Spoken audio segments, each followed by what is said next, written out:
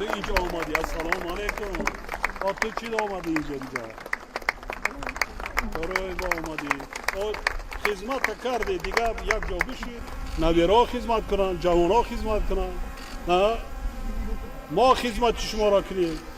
سایبان سری ما باشید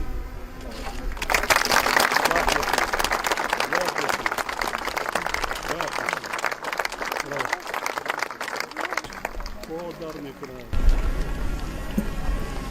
زندگی صد زندگی برکت برکتی خانواده کامیابی و هم فرزند زد جلال آخر زمان خیلی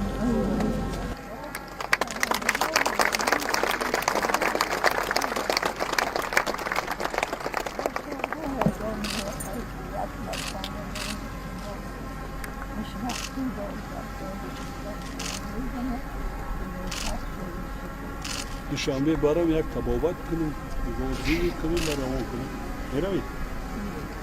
نمیروید؟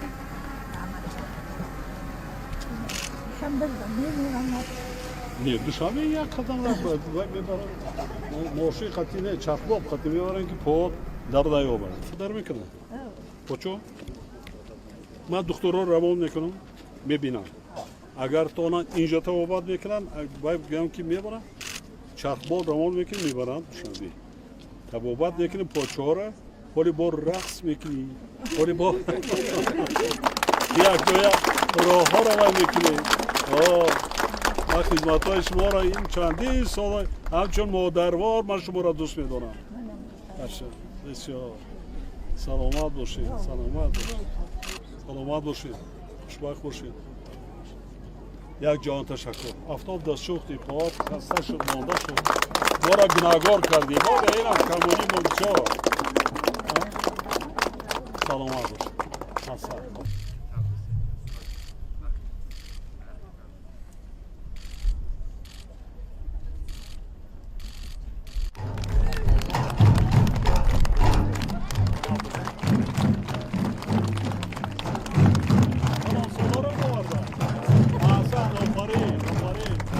از کاری بار خانه ماندگی